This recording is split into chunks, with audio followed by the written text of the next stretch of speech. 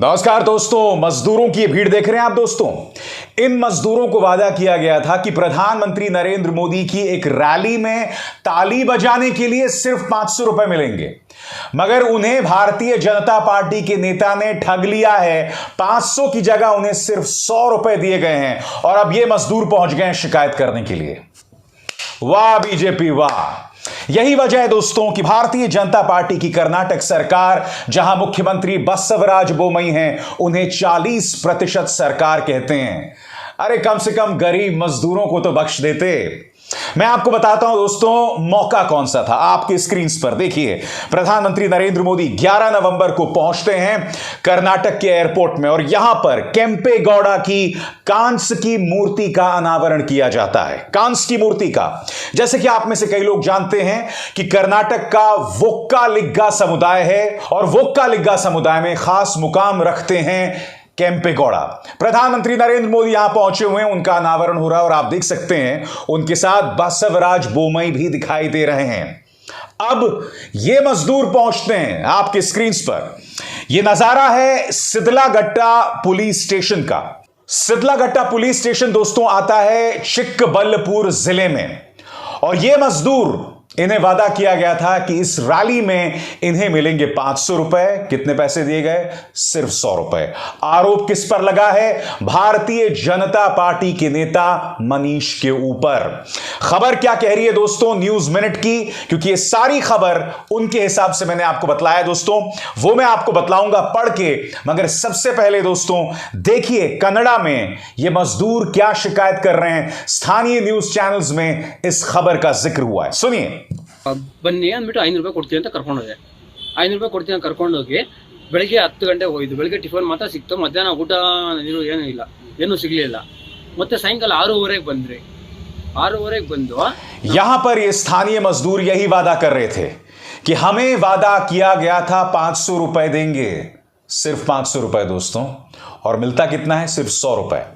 आप जानते हैं भारतीय जनता पार्टी के उस नेता को इतनी भी शर्म नहीं आई कि तुम वादा किसी ऐरे गहरे नत्थु खैरे नेता के लिए नहीं कर रहे थे। यहां पर आयोजन था खुद प्रधानमंत्री नरेंद्र मोदी के लिए और बावजूद इसके उस भाजपा के नेता ने इन्हें ठग लिया।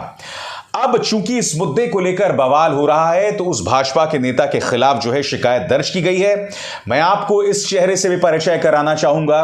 यह भी भारतीय जनता पार्टी का एक कार्यकर्ता था, एक कॉन्ट्रैक्टर था, इसने आत्महत्या कर ली थी। क्यों? क्योंकि जो उसे कॉन्ट्रैक्ट दिया गया था, स्थानीय बीजेपी उससे लगातार रिश्वत मांग रही थी कथित तौर पर। मैंने आपसे हर बार कहा है कि भारतीय जनता पार्टी से सवाल नहीं होते, इस वजह से वो अपने कार्यकर्ताओं को नहीं बख्शती। जो लोग इनके लिए तालियां बजाते हैं उनको नहीं बख्शती और अंध भक्तों को भी नहीं बख्शेगी।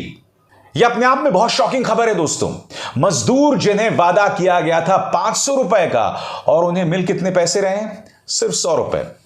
राहुल गांधी जब अपनी भारत जोड़ो यात्रा निकाल रहे थे दोस्तों, तब मैं आपको याद दिलाना चाहूंगा, तब उन्होंने बोम्मई सरकार पर हमला बोला था और इसे 40% कट की सरकार बताया था। सुनिए राहुल गांधी ने तब क्या कहा था। कोऑपरेटिव बैंक्स में स्कैम, असिस्टेंट प्रोफेसर की नौकरियों के लिए स्कैम, इसीलिए कर्नाटक की सरकार को 40% की सरकार नाम दिया गया है। जो भी करवाना है 40% कमीशन देके करवाया जा सकता है। तो सुना आपने दोस्तों। अब मैं आपको बतलाना चाहता हूं कि न्यूज मिनट की जो रिपोर्ट है वो दरअसल कहती क्या है। अंग्रेजी में है, मैं उसका साथ साथ अनुवाद करते रहूंगा। Karnataka police have registered a case against BJP leader for allegedly not paying the due amount to labourers hired for the unveiling of the massive Kempegowda statue at the Bengaluru airport. Bengaluru airport में यह समारोह होता है जिसकी तस्वीर मैं आपको दिखा चुका हूं, और वादा किया जाता है मजदूरों से 500 रुपए मिलेंगे। मिलते कितने हैं? सिर्फ 100 रुपए। अपने आप बहुत शर्मनाक बात है। आगे, the complaint was launched by 40 laborers at Sidlaghatta police station in Chikkaballapur district against the local BJP leader Nandish। Bhajpa के नेता नंदीश के खिलाफ यह शिकायत दर्ज की गई है इस रिपोर्ट के मुताबिक, और यह पूरा मामला जो है चिक्कबल्लपुर में हुआ है। यह अपने आप में बतलाता है कि जब एक सरकार से सवाल नहीं होता तब यही चीजें होती हैं। आपको क्या लगता है नंदीश ने ऐसा क्यों किया? नंदीश जानता था कि मैं ये सब कर सकता हूं, प्रधानमंत्री नरेंद्र मोदी के नाम पर कर सकता हूं और कोई मुझसे सवाल नहीं करेगा। मीडिया भी इसे खारिज नहीं कर पाई। क्यों? क्योंकि जब मजदूर पुलिस स्टेशन पहुंच गए तब मीडिया का यह चैनल कम से कम उसे दिखाने से खुद को पीछे नहीं हटा सका। मैं आपको याद दिलाना चाहूंगा इस चेहरे का। संतोष पाटिल, एक कॉन्ट्रैक्टर, भारतीय जनता पार्टी का एक कार्यकर्ता भी। इसे एक काम के लिए कॉन्ट्रैक्ट मिलता है।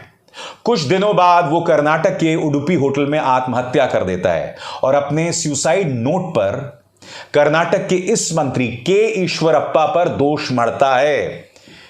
कहता है कि मेरे लिए काम करना बहुत मुश्किल हो गया था। उसने बाकायदा प्रधानमंत्री नरेंद्र मोदी को खत लिखा था और कहा था कि बीजेपी कर्नाटक में जबरदस्त भ्रष्टाचार है।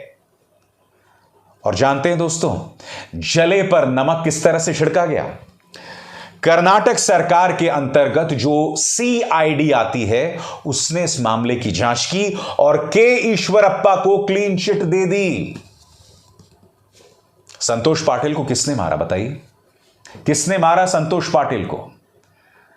संतोष पाटिल के साथ नाइंसाफी हुई, 39 मजदूरों के साथ नाइंसाफी हुई। क्या हम अब भी कहेंगे कि भारतीय जनता पार्टी कर्नाटक में भ्रष्टाचार नहीं है? और अब आप समझते हैं कि कर्नाटक के अंदर बेवजह इस विवाद यानी हिजाब विवाद को क्यों जन्म दिया गया? एक अरसे से कर्नाटक के स्कूल्स में मुस्लिम लड़कियां हिजाब पहनती थीं। फिर अचानक एक भीड़ को प्रायोजित किया जाता है, उन्हें पगड़ियां दी जाती हैं और वो लोग मुस्लिम लड़कियों को परेशान करना शुरू करते हैं। और उसके बाद क्या होता है? कर्नाटक के कई जिलों में टकराव शुरू हो जाता है। उस टकराव में 1 से 2 लोग मारे भी जाते हैं, धारा 144 लगा दी जाती है, बवाल पैदा किया जाता है। ये सब क्यों किया जा रहा था बताइए? ये सब इसलिए किया जा रहा था क्योंकि बीजेपी सरकार कर्नाटक के अंदर एंटी इनकम्बेंसी का सामना कर रही थी। सत्ता विरोधी लहर उनके खिलाफ थी और वो जानते थे कि सत्ता विरोधी लहर पर काबू पाने का एक ही तरीका है, समाज के अंदर हिंदुओं और मुसलमानों में तनाव पैदा किया जाए। क्योंकि वो पर्दा डालना चाहते थे उस भ्रष्टाचार पर जिसका शिकार संतोष पाटिल हुआ। वो पर्दा डालना चाहते थे उस भ्रष्टाचार पर जिसका शिकायत ये 40 मजदूर हो रहे थे। 500 रुपए नहीं दे सकते तुम, 100 रुपए देकर टरका दिया, और वो भी प्रधानमंत्री नरेंद्र मोदी के एक आयोजन में, और वो भी केम्पे गौड़ा जैसी शख्सियत की मूर्ति के अनावरण में। तुम केम्पे गौड़ा का अपमान कर रहे हो, वोक्कालिगा समुदाय का अपमान कर रहे हो, क्योंकि उनके नाम पर तुमने इन मजदूरों को वादा किया था और वो वादा पूरा नहीं किया। और ये बार बार हो रहा है क्योंकि बीजेपी जानती है मीडिया हमसे सवाल नहीं करेगा। जो सवाल कर रहे हैं वो डिजिटल प्लेटफॉर्म्स कर रहे हैं, जो सवाल कर रहे हैं वो इक्का दुक्का न्यूज चैनल्स कर रहे हैं। मैं आपसे एक सवाल पूछना चाहता हूं, अगर यही खबर राजस्थान के बारे में आई होती या छत्तीसगढ़ के बारे में आई होती या पंजाब के बारे में आई होती कि राहुल गांधी की किसी रैली में या अरविंद केजरीवाल की किसी रैली में या अशोक गहलोत की किसी रैली में मजदूरों को जितने पैसे का वायदा किया गया था वो नहीं मिला,